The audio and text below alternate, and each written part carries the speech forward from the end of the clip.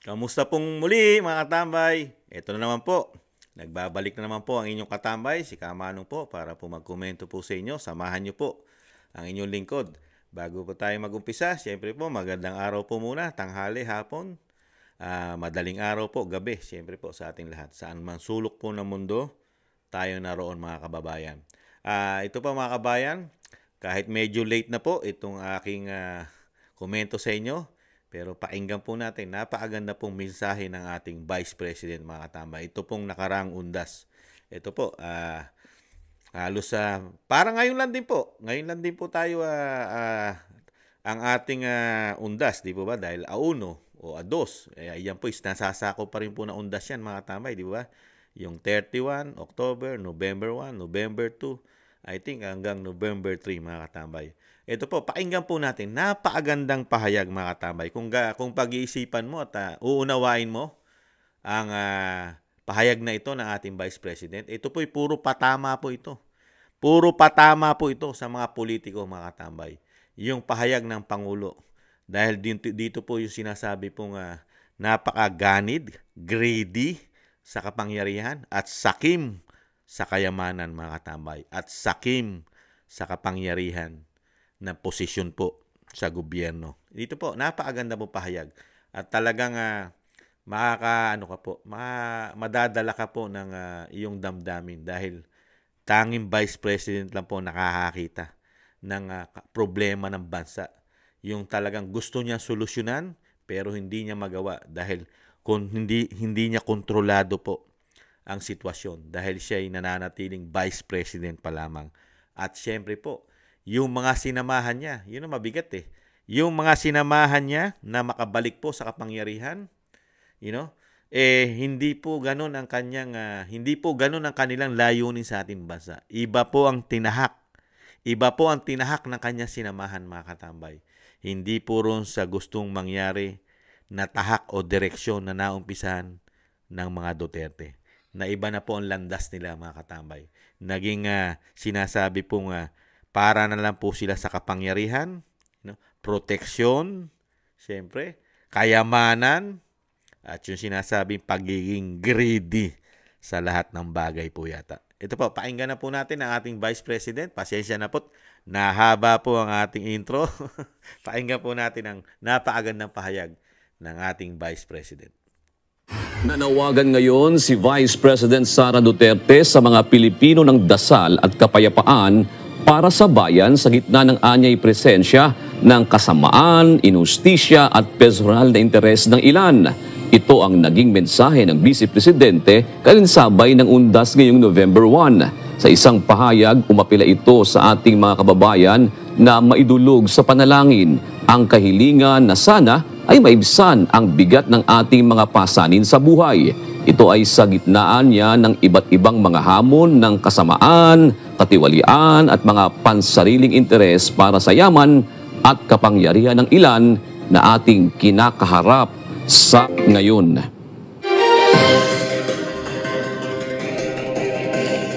Yan po mga tambay, ang naging pahayag po ng Vice President nitong nakaraan pong November 1. Napakaganda po at nagpapasalamat po inyong lingkod kasi syempre po ibinalita po ng mainstream media po ang pahayag po ng ating Vice President mga katambay. Dito po ba? Napakaganda po ng kanyang mensahe. Lalo-lalo po. Kaya lang po, ang mga politiko po natin yata ngayon sa bagong Pilipinas ay manhid na mga katambay. Manhid na po.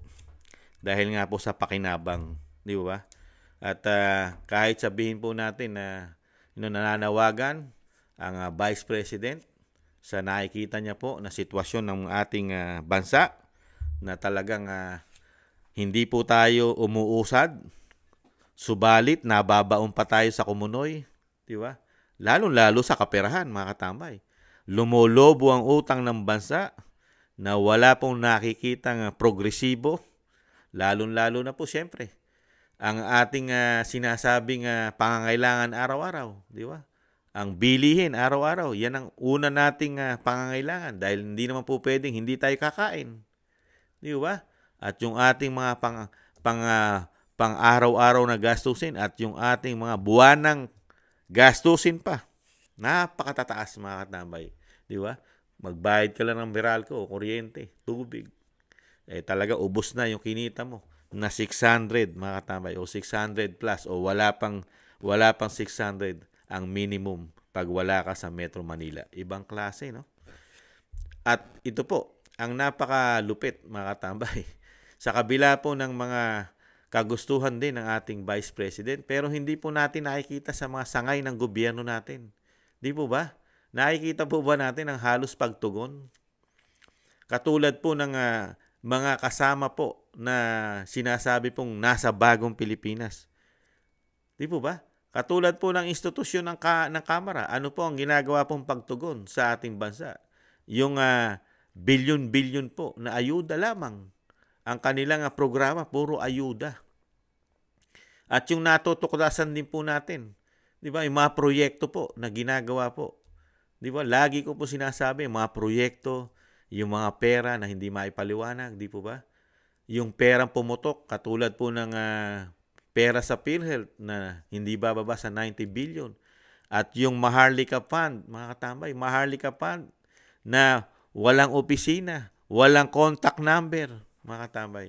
Pero sumusweldo po ang presidente po ng Maharlika Fund Investment na hindi bababa sa 2.5 million a month, mga katambay. Ganong kalaki.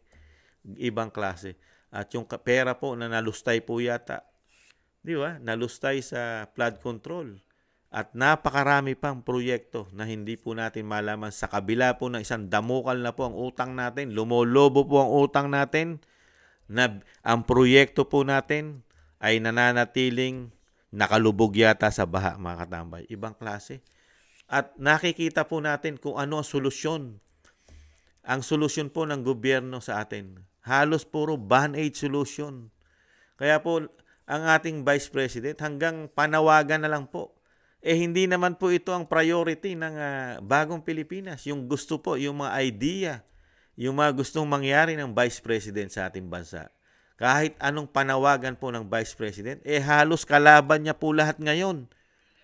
Ang mga nasa institusyon, pilit siyang pinababagsak, lalo sa institusyon ng Kamara. Di ba? Mga congressman, hinahanapan at nagwa-warning na nga sa kanya. Hindi daw matatapos itong taon na ito. At isasampa na nila ang impeachment sa Vice President. Pero sa kabila nun, hindi pa rin tumitigil ng panawagan ng Vice President kahit po ngayon. Nagdaan po ang ating undas, itong pahayag niya. Di ba? November 1. Talagang, at yung sinasabi niya na talagang kahit patamaan ng Vice President at sinasabing boljakin ng boljakin na yung kanyang mga pahayag ay may laman, di ba? Yung laganap na korupsyon at ang trabaho lang ng ating gobyerno yata ay puro pang sarili. Lalo mga politiko natin, pang sariling interes. Kahit yan ay sabihin ng ating Vice President at i-expose ang marami niya natuklasan, pero, balat buhayan na po yata, mga katambay. Makakapal na po yata ang balat ng mga politiko sa ating bansa. Hindi na po sila po pwedeng, makuha sa salita, mga katambay, dahil sa kapal na po ng mga balat. Kahit po yata matalas na kutsilyo, hindi na po yata tatalab sa balat nila, mga katambay. Ang ating mga sinasabing politiko na kurap, mga katambay. Ibang klase, no? Sa dami po na natutuklasan ng ating Vice President, napakarami niya po kasing hawak na mga, may mga ebidensya po kasi yan ang ating Vice President. At syempre po, iba yung knowledge niya dahil siya nasa national siya. Isa siyang Vice President. Meron po talaga siyang alam dyan, lalo po sa mga proyekto. At yung kaperahan po, ang inuutang ng ating bansa. Meron pong pag-aaral ng Vice President yan. Hindi po tanga ang Vice President. At po pwede mo lang siyang laruin. At isa pa, hindi po pwede ang Vice President na, dito po sa bagong Pilipinas, hindi po pwede ang isang Duterte dyan na sumama at isama at po pwedeng sumama sa kanila sa nangyayari po na pagpapatakbo ng ating gobyerno. Di po ba? Dahil sisilawin ka raw sa pera. Di ba? Mismo ang Vice President, sinasabi niya yun eh.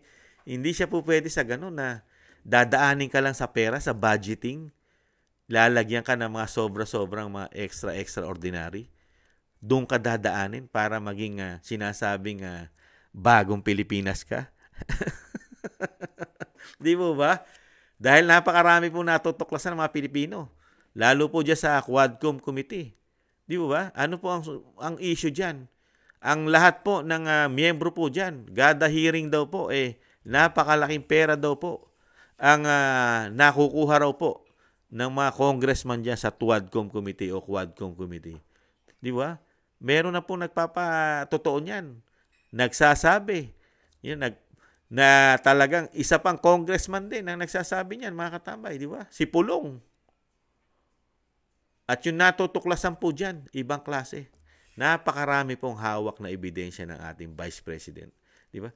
Lalong-lalo na yung talagang issue, yung issue po ng Pangulo. Di ba? Hawak din po yan. May hawak din po kasi ang ating Vice President. Lalo yung issue po sa pagdodroga raw po ng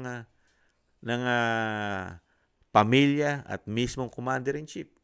Na mismong may hawak na rin yata ang ating Vice President ng mga video niyan. Dahil napakarami pong hawak ni Cathy Binag ng USB. Di ba? At hindi po mawawalan yan ng USB, pati ang dating Pangulong Duterte. Di ba?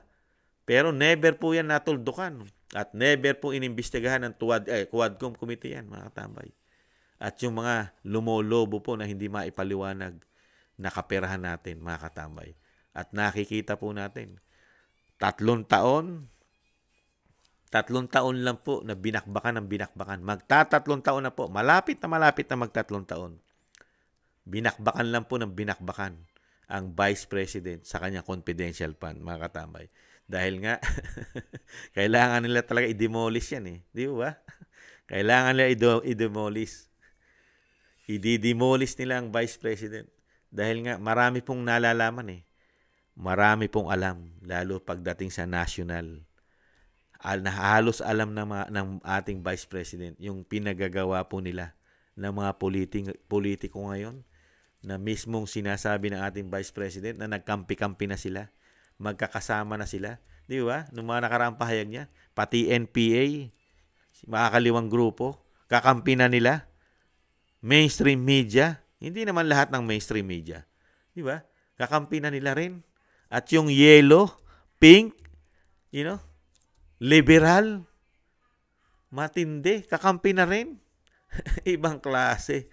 At para lang dito sa sinasabing pabagsakin sila. Ibang klase, di ba? Dahil nga gamit na gamit daw po, siyempre, ang sabi rin yung kapangyarihan. Di ba? Bumalik na kasi, kapangyarihan, pera, at may bonus pa raw, droga. At yung problema ng bansa, nakikita ng isang Vice President yan, yung nangyayari sa ating bansa, lumalaganap po. Di ba? Kaya nga po, nakikita niya lahat ng problema ng bansa. Binoboljak niya ang mga politiko. Kung gusto na nga lang niya, bigyan pa ng uppercut at 2 sinisikmuraan pa, mga tambay. At sinasampal pa ng sinasabi yung ginagawa ni APJ, di ba? Babanatan ka sa tenga. Parang paggising po sa mga politiko. Dahil nandiyan ang problema ng bansa, di ba? Lalo ngayon, ang droga. Mismo ang dating Pangulong Duterte, siya mismo nagsabi sa Senate hearing, di ba? Na talagang laganap ang krimen at droga, korupsyon sa ating bansa. Pati po mga dayuhan, mga turista na yan po'y nakakatulong sa ating bansa, turismo. Pero nagkakaproblema. Nakikidnap pa, mga katambay. Ginagawa na ng masama. Samantalang nung panahon ni dating Pangulong Duterte, ang tatay ng Vice President, hindi na po nangyayari yan. Nagkalat po. Pati po ang mga durugista ngayon. Wala na pong takot gumamit. Kahit po nakikita na po, exposed na po. Tumitira sila kahit sa kalsada. Sumisinghot. Mga katambay, grabe po. Nagbalikan na po talaga husto. Pero pagka ang tatanungin mo, ang bagong Pilipinas, sinungaling daw po ang mga Duterte. Sinungaling din ang Vice President. Wala pong problemang malaki ang ating bansa pag ang tatanungin mo po sila. Dahil meron po silang hawak na mga figure. Ayon po yan sa Malacanang. Pinabulaanan po yan ng isang secretary, executive secretary. Di ba? Bersamin. Ganun po sila. Pero tayo po nakakaranas, hindi naman po sila, di ba? Hindi po ang figure ang nakakaranas ng problema. Tayong mga normal na Pilipino. Tayong mga nasa laylayan, middle class, mahihirap. Tayo nakakaranas ng problema, hindi naman sila. Sila ay nasa Malacanang. Yung iba dyan, nasa exclusive subdivision. Na talagang hindi mo mapapasok sa sobrang higpit. At hindi makakapasok ang mga addict doon. Kung pwede lang pumasok, yung magdi-deliver yata ng droga. Pero yung mga addict, baka mahirapang makapasok, mga tambay. Lalo kung gagawa ka ng masama o pagnanakaw doon sa mga subdivision nila.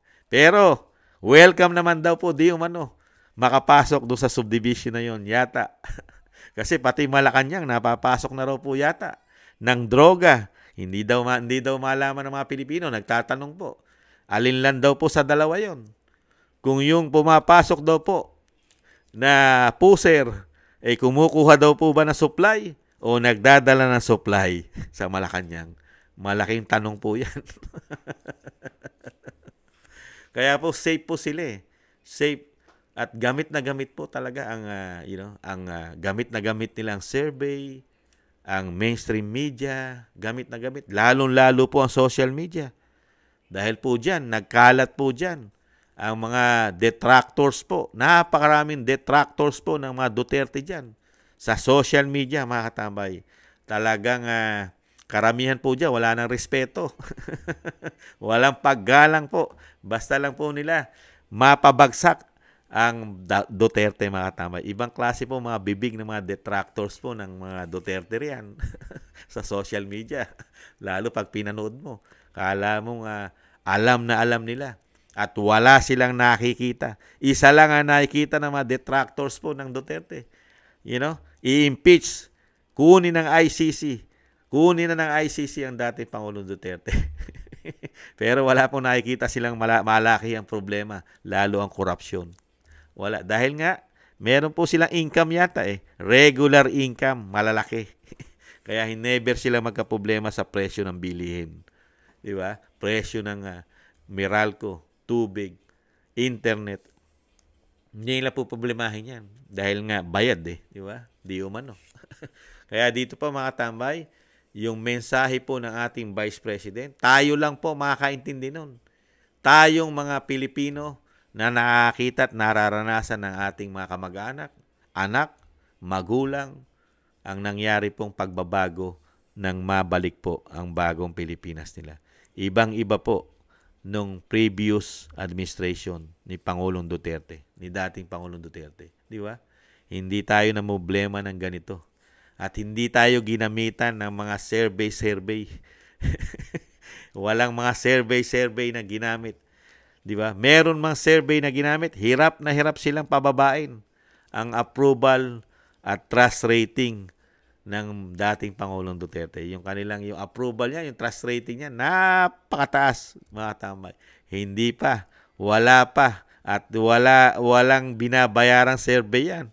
Dahil hindi sanay magbayad ang dating Pangulong Duterte. Walang sinusuhulang media yan. Sa katunayan, lahat ng media nung panahon ni dating Pangulong Duterte, halos malalaking media, detractors niya po, mga tambay. Di po ba? Halos lahat. Detractors po ng dating Pangulong Duterte nung panahon niya. Media. Pati po ang mga sinasabing mga nasa online. Di ba? Yung nasa mga social media. Marami na pong detractors po. Dahil unang-una, hindi naman nagbabayad yan katulad ngayon. Ngayon, may pumuputok na maraming binabayaran. Meron nga pong, di ba, pumutok yung GCash, vlogger, Isimada vlogger. Biruin mo yun. Nung panahon ni dating Pangulong Duterte, hindi pumuputok yan. Di ba? Pati ang mga media, nakita nyo pa ang mga media nun? Ang mga media nun, saan po nakatutok at saan po ang sympathy ng media natin noong mga panahon na yun? Di po ba nakileni? Dahil gustong-gusto nga nilang patanggal, pasibak bilang presidente ang dating Pangulong Duterte. Wala. Kasi alam mo talaga na malinis na politiko yung paggamit at paghawak po ng pera ng bayan. taong bayan po ang binabalikan ng mga programa, di ba? Mga proyekto. Hindi po katulad ngayon. Mukhang ang pera ng bansa talagang marami po yata ang nakikinabang. Lalo na yung sinasabi pong nasa sektor ng high class, mga tambay.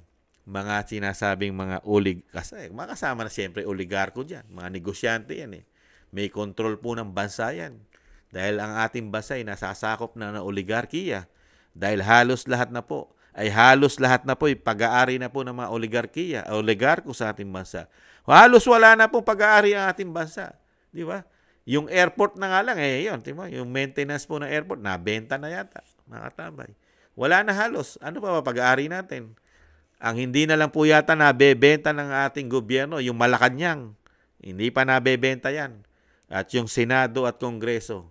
Yan, baka yan. Pagka nangailangan po sila ng pera, baka po pati yung mga lupa riyan na kinatitirikan ng Malacanang, Senado, Kongreso, ay perahin na rin po nila, mga katambay. At dahil dahil kailangan po lagi ng pera nila. Kaya nga puro sanay po sila na maging sinasabing boy benta, mga katambay. Di po ba? Kaya hindi po malayo. Darating ang panahon pagka lagi pong ganitong manunungkulan sa ating bansa, yung sinasabi ni BP Sara, darating po ang panahon po pagka puro ganitong katulad ng diskarte ng bagong Pilipinas ang manunungkulan sa ating bansa, puro sila, darating ang panahon, mga tambay, pati bulkan, mabebenta na rin po sa ating bansa. Mabebenta na. Bulkan, bundok, karagatan, mawawala na po sa atin yan. Ganyan po katindi sa ating bansa. Yung mga asset na pinagkukunan po sana natin, mga Pilipino, ng gobyerno, ng mga ng mga taong bayan, yung asset na talagang kumikita, di ba? Kumikita yan Hindi ka malulugi diyan. Katulad ng karsada, hindi nawawala ng dumadaan diyan. Di ba? Yan sa gobyerno sana yan. Yung karsadahan natin. Pero hindi po sa atin napunta Mga oligarko po may-ari, di ba? Yung kuryente, dapat po sa gobyerno yan. Pinagkakakitaan po yan. Di ba? Pero hindi na rin po sa atin. Di ba? Yung katubigan, na halos ang nagpapagawa po taxpayer. Di ba? Yung katubigan natin, hindi na rin ng mga Pilipino may-ari niyan. Pribado na rin. Di ba? At marami pang iba. Di ba? Pati yung ating kaisa-isa dati, di ba? Yung ating panglaban pa sana na atin ng gasolina, meron tayong Petron. Wala na rin po, di ba? Marami po ang talagang nakuha na, mga katambay. Nakuha na po ng mga oligarko ang mga asset ng mga Pilipino. Kaya nakakalungkot po Kaya kung magiging Pangulo po ang ating Vice President, Sara Duterte, talagang kawawa rin po kasi ang dadanasin niya kasi nababaon po tayo sa napakalaking utang na wala naman pong proyekto dahil halos lahat ng proyekto po ng kanyang ama ang nakikita po natin na nagkakating ribbon sila. Di ba? Pati yung pinagmalaki sa Sorsogon, proyekto pa rin ng build yun. Yung tulay na nagkating ribbon po sila sa Mindanao, proyekto po ng build yun. At yung nagkating ribbon po dito po sa Clark, sa Pampanga, proyekto pa rin ng build yun, mga tambay. Di ba? Pero sa kabila nun, marami silang binabudget, mga tambay, na pera. Sa katunayan, ito pong budget po nila, dadagdag lang natin. Yung budget po nila, proposed budget nila ng 2025, yung mga pagawain natin, dahil matatapos na po ang 2024 2025. Yung binudget po nila, napakalaki po. DPWH pa lang, mga tambay, ay 752.69 billion. Pero wala po tayong nakitang mabibigat na proyekto yan. Yung sinasabi mong build, better, more. Halos 2 taon. Di ba? Laki, no? 752.69 billion proposed budget nila. DPWH pa lang. At meron din po silang nilagay dyan, panibagong pondo na naman ng flood control ay hindi bababa sa 298 billion. Bago na naman pong pondo ng flood control yon. Kaya nga sinasabi ni Kamanong, siyempre po, pag may bagong pondo, may bagong bolt. Pag may bagong pondo, kaya next year, may bago na naman pong bolt sila. Dahil bago na naman ang pondo. Di umano mga katambay. Kaya po dito mga katambay, nakakalungkot lang po. Dahil nga po ang nagagawa na lang po natin ngayon, lalo po ang Vice President, yung yung statement na sana may kumilos. Yun na lang po ang pag-asa po ng mga Pilipino na sana ay may kumilos. Dahil nga po mismo ang ating Vice President walang nakikitang progresibo, walang nakikitang pagbabago dito po sa nangyayari po na magtatatlong taon na po ang bagong Pilipinas. Hindi katulad nung tatay niya, yung ama niya. Yung ama niya, pag-upo pa lang, nakita mo na yung impact ng pagbabago sa ating bansa. Di ba? Meron na agad impact. Pero ngayon, mismong siya, sumasama ang loob niya, mga katambay. Mismo ang Vice President. Kasi nakita niya kasi yung trabaho ng kanyang ama na halos 6 na taon. Pero ito sinamahan niya. Yung sinamahan niya na ayaw ng matalo. Ayaw ng matalo kay dating Vice President Leni Robredo. Kaya matindi pakiusap sa kanya. Di ba? Pero wala siya nakitang magandang, talagang kapakipakinabang sa mga Pilipino. Ang nakita niya lang, yung maging maging detractors po ang bagong Pilipinas sa kanya. Pabagsakin siya. Kasi lahat ng kanya expression sa mananloob ay talagang ginagamit po ng mainstream media para maging laban sa Vice President, di ba? Gamit na gamit po, unang-una, yung pagpapalibing, yung hukayin sa libingan, gamit na gamit po ng mainstream media yan para panira. At yung pagpugot ng ulo, gamit na gamit din po ng mainstream media yan. Buti na lang po at napakalakas na politiko ng Vice President. Kaya hindi po nila basta-basta ito matinag. Kung ito po ay pipitsuging politiko lamang, ay napakatagal na po nila ito na itsapwera at sinasabing na-shoot sa banga. Dahil nga, napakatindi ng Duterte sa ating bansa. Talagang yung tao. Kaya sila, hirap na hirap din po silang mangapa. Hirap na hirap silang mangapa na aayunan sila ng taong bayan sa ginagawa nila. Kinakapa nila di ba? Pinag-aaralan pa ng mga politiko, lalo sa institusyon ng Kamara at Senado. Kung yung ginagawa nila na impeachment at yung pagpapasok para papasukin ng ICC dito sa mag-ama at makuha na rin po ang dating Pangulong Duterte dalhin sa bansa kung saan lilitisin ng ICC, kinakapa nila yan, mga katambay. At yung impeachment, dahil alam nila ang mga Duterte ay may power pa yan. Mapakalakas pa. Hindi po lahat ay nakukuha po ng bagong Pilipinas. Lalo po ang ating kapulisan, hindi po lahat ng kapulisan ang kanilang nakikita ay puro mabuti. May nakikita rin pong napakaraming kamalian yan sa nangyayari sa ating bansa. At ganoon din po ang kasundaluhan. Hindi po lahat ng kasundaluhan ay mahahawakan sa yagbols o sa leeg ng bagong Pilipinas. Hindi po lahat ng mga nasa ating sandatahan lakas ay kaya mo silawin sa pera. Hindi lahat, mga katambay. Meron pa rin po dyan mga bayani natin, mga handang magbuwis ng buhay, hindi lang sa pera. May mga dignidad pa yan, mga katambay, at makabayan. Muli po, mga katambay, si Kamanong, ayan po, ang ating kinumentuhan, pahayag ng ating Vice President. Sana may mga politiko na hindi maging manhid yung sinasabing balat buhaya, mga katambay. At alam naman po natin, bilog ang mundo. Sana dumating ang panahon. At kung dumating man ito, sana ibunyag ng Vice President lahat. Lalo-lalo na ang mga korupsyon, mga katambay. Maraming salamat po. Muli po si Kamanong, maraming salamat po sa mga nakagusto po ng ating Tambayang Makabayan sa YouTube at TikTok. At maraming salamat din po sa mga nagla-like, share, comment, and subscribe. Thank you po, mga katambay, sa hindi nyo po iniiwanan at lagi nyo po sinasamahan ang inyong lingkod. So maraming salamat po. Paalam, ingatan nawa. Bye-bye.